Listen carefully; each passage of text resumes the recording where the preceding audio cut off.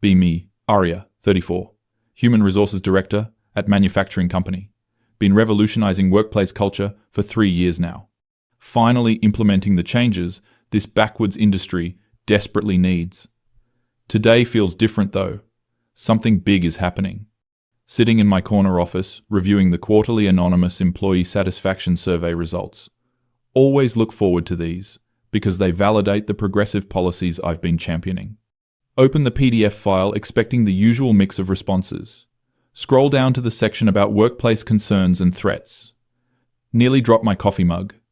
The question reads, what do you consider the biggest threat to your job security and workplace safety?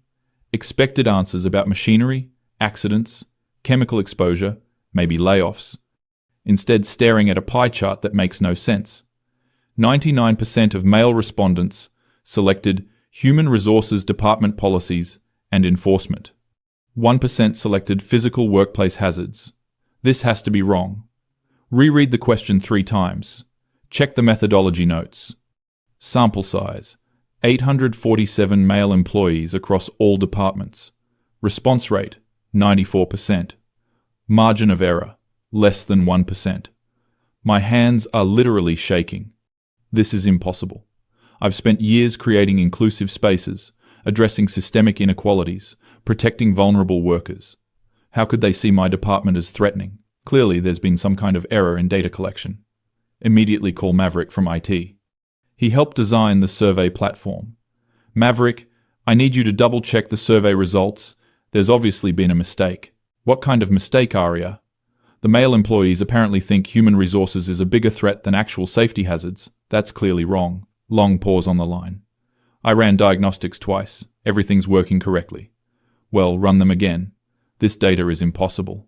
Spend the rest of the morning poring over the detailed comments section, reading response after response, expressing frustration with arbitrary enforcement and unclear guidelines.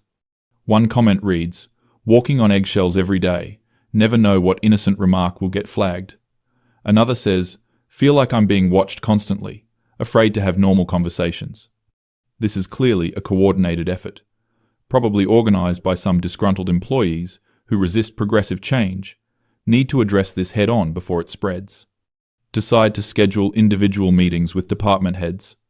Start with Jake from operations, been here 8 years, generally reasonable guy. Call him into my office around 2 p.m. Jake, thanks for coming in. I wanted to discuss the recent survey results. Oh, the one about workplace threats? Yeah, figured you'd want to talk about that. His tone already sounds defensive. There seems to be some confusion about human resources' role in workplace safety. No confusion on my end, Arya. Your policies are absolutely the biggest threat to my job. Taken aback by his directness. That's a very serious accusation, Jake. Can you explain what you mean? Where do I even start? Last month you wrote up 3 of my guys for telling jokes during break time. Those weren't jokes. They were inappropriate comments that created a hostile environment. They were talking about a TV show. Kevin mentioned he thought the actress was attractive. Comments about women's appearances contribute to objectification culture. Jake's face is getting red.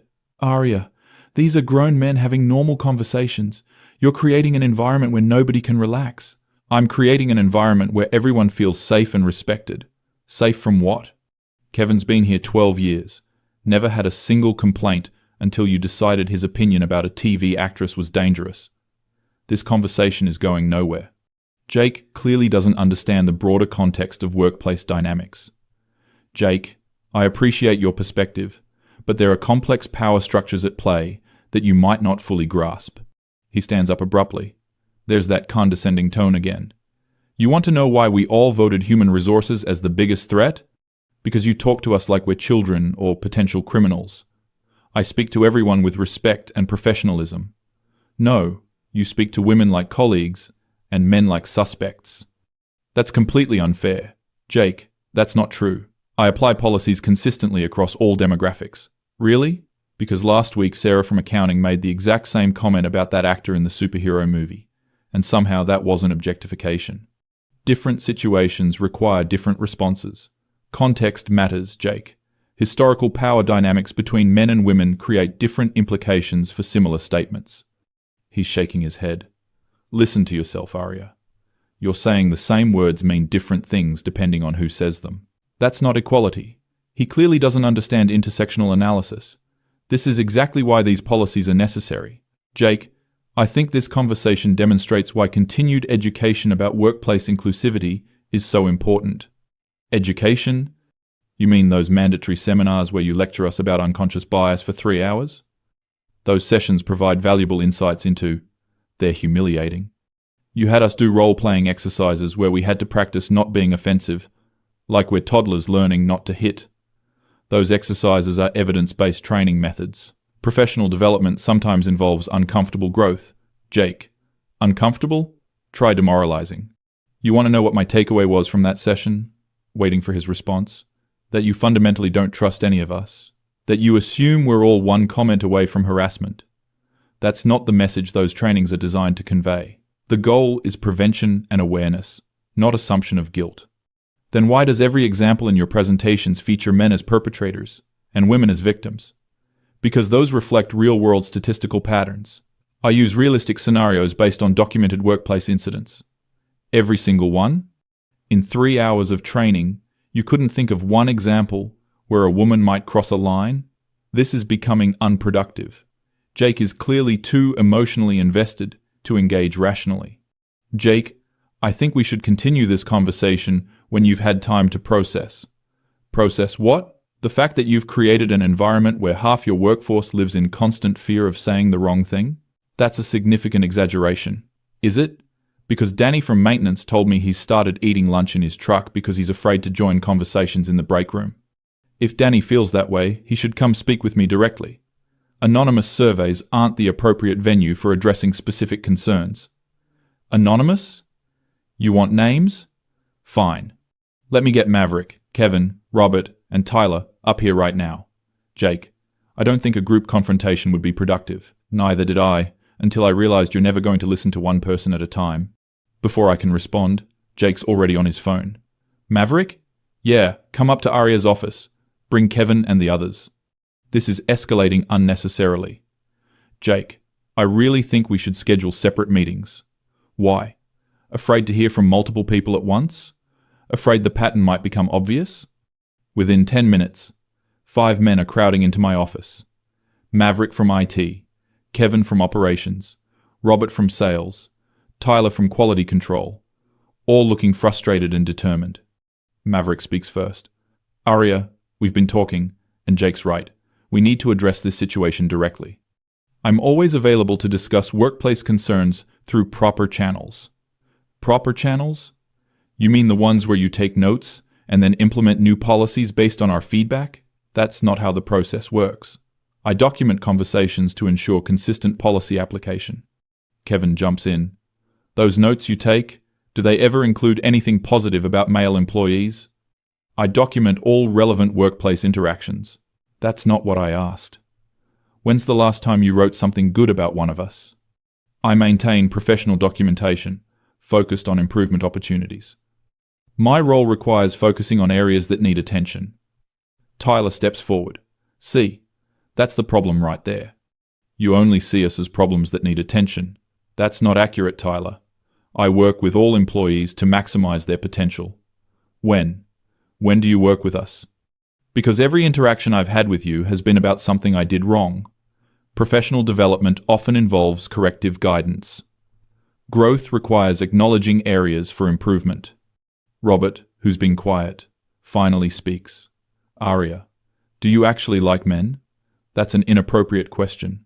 My personal feelings are irrelevant to professional policy implementation. That's not a no. My job is to ensure equitable treatment for all employees, regardless of personal preferences. Maverick shakes his head. Listen to yourself. You can't even say you don't dislike us. I treat everyone with equal professionalism. Equal? Really? Because when Jennifer from Human Resources Planning made that comment about the UPS driver being attractive, you laughed and said, I know, right? Different contexts require different responses. Workplace dynamics involve complex interpersonal factors. Kevin's getting visibly angry. Stop deflecting.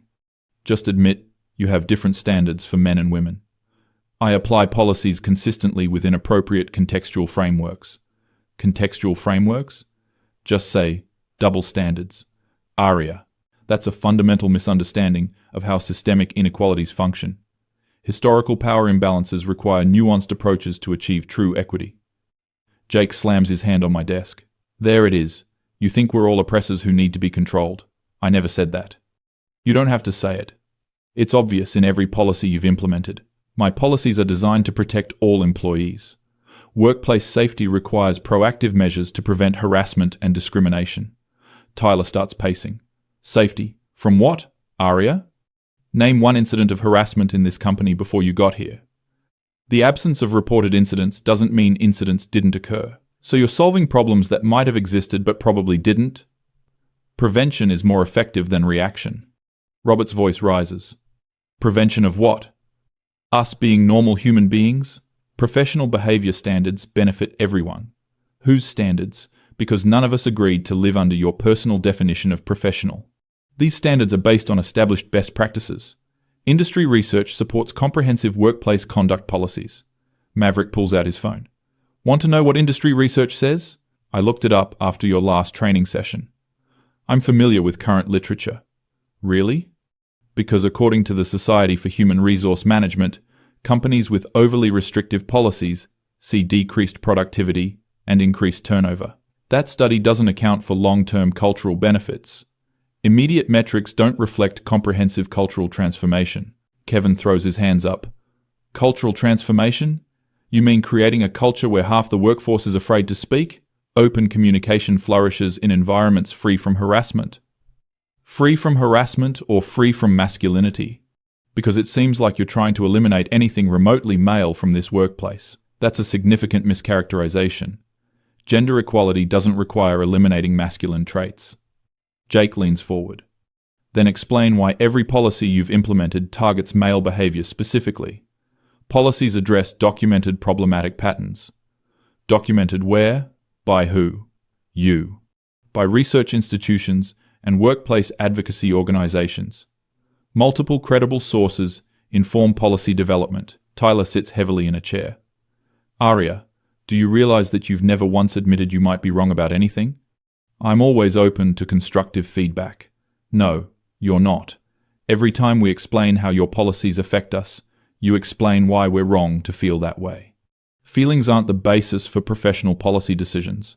Emotional responses must be balanced against objective workplace needs. Robert stares at me. Do you hear yourself? You just dismissed our feelings as irrelevant, while demanding we consider everyone else's feelings constantly. Different situations require different approaches. Based on what? Gender? Because it really seems like you think our feelings don't matter because we're men. That's not true. All employees deserve consideration within appropriate professional frameworks. Maverick stands up. Appropriate according to who? You keep using these corporate phrases like they mean something. I use precise language to ensure clear communication. Clear? Nothing you say is clear. It's all buzzwords designed to avoid admitting you just don't like us. Professional discourse requires specific terminology. Effective workplace communication utilizes established professional vocabulary. The room goes quiet. All 5 men are staring at me. Jake speaks slowly. Aria, we've been trying to tell you for an hour that your policies are destroying morale, and your response is to lecture us about vocabulary. They're misunderstanding the scope of the conversation. Systematic workplace issues require comprehensive analysis beyond individual emotional reactions. Kevin starts laughing, but not in a happy way. There it is again. Every time we try to explain how we feel, you tell us our feelings are wrong or irrelevant. I'm trying to provide context for broader workplace dynamics. No, you're trying to avoid admitting that maybe, just maybe, you've made some mistakes. Tyler looks exhausted. Aria, can you name one thing you've done wrong since becoming Human Resources Director? That's not how continuous improvement works. Professional growth involves ongoing assessment rather than binary success-failure evaluations. That's not an answer. Can you name one mistake you've made?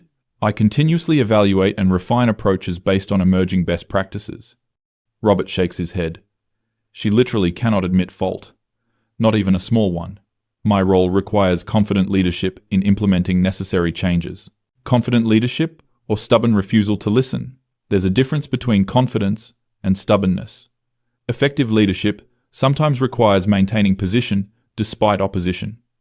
Maverick looks around at the others. Guys, this is pointless. She's never going to change. Change isn't always necessary when approaches are evidence-based. Evidence-based? What evidence? The survey that shows 99% of us consider you a threat? That survey reflects resistance to necessary progress. Initial resistance to progressive policies is well documented in change management literature. Jake stands up. And there it is. When presented with overwhelming evidence that your approach isn't working, you dismiss it as resistance to progress. Transformational change often encounters initial pushback. Initial. Arya, you've been here 3 years. This isn't initial anything. They're clearly not ready for productive dialogue. Perhaps we should schedule follow-up meetings when everyone has had time to reflect. Kevin laughs harshly. Reflect? You want us to reflect on why we're wrong to dislike policies that make us miserable? Self-examination can provide valuable insights. Into what? How to better accept being treated like potential criminals? This conversation is going in circles. They're too emotionally invested to engage rationally with systemic issues. I think we should table this discussion for now. Tyler stands up. Of course you do. Anytime we try to explain our perspective, you shut it down. I'm not shutting anything down. I'm suggesting a more structured approach. Structured how? More forms to fill out? More training sessions where you lecture us about our unconscious bias? Robert heads toward the door. Come on, guys, she's never going to listen. I listen to all employee concerns. No, you hear the words, but you don't listen. There's a difference. I listen carefully to all workplace feedback. Listening means considering that you might be wrong. Arya, you've never once considered that possibility. As they file out, Maverick turns back. You know what the saddest part is? We used to like working here. The workplace is more equitable now than it's ever been. For who? Because it's definitely not better for us. Equity benefits everyone in the long term. After they leave, I sit alone in my office, reviewing the conversation. Clearly, there's significant resistance to progressive change. This is exactly why strong leadership is necessary during cultural transitions. Transformation is never easy, but it's essential for creating truly inclusive workplaces. Spend the evening researching change management strategies. Find several articles about overcoming resistance to diversity initiatives. One study shows that employee pushback often intensifies before acceptance occurs. This must be the intensification phase. Tomorrow, I'll implement additional training sessions. Maybe bring in an external consultant to help explain these concepts from a different perspective. Clearly, my internal efforts aren't translating effectively. Draft an email to the executive team recommending enhanced diversity and inclusion programming. Include data about the correlation between initial resistance and long-term cultural success. Emphasize the importance of staying committed to progressive policies despite temporary opposition. Review the survey results one more time. 99% of male employees considering human resources a threat clearly indicates deep-seated bias against progressive change. This level of coordinated resistance suggests systematic problems with male workplace socialization. We need to address these underlying issues through comprehensive intervention. Start planning a mandatory all-hands meeting about unconscious bias and resistance to change. Invite a speaker who specializes in helping men understand their role in workplace equity. Schedule additional one-on-one coaching sessions for department heads. The fact that they're so threatened by basic equality measures proves how necessary this work is. Their emotional reactions demonstrate exactly the kind of defensive behavior that perpetuates systemic inequality. If anything, today's conversation confirms that current policies aren't strong enough. Make a note to research more robust accountability measures. Maybe implement peer feedback systems where employees report problematic behavior. Consider mandatory mentorship programs pairing male employees with female colleagues. Check my calendar for tomorrow. 3 meetings with female employees who've expressed appreciation for the inclusive environment. Their positive feedback confirms that these policies are working for the people who need protection most. The survey results are clearly an anomaly, possibly the result of organized resistance from employees uncomfortable with progress. Real change takes time, and temporary opposition is expected. To end the day feeling confident about the path forward. Sometimes, leadership means staying the course, despite criticism. These men will eventually understand that these changes benefit everyone. They just need more time and education to overcome their unconscious biases. Tomorrow will bring new opportunities to advance workplace equity. Their resistance only proves how much this work is needed.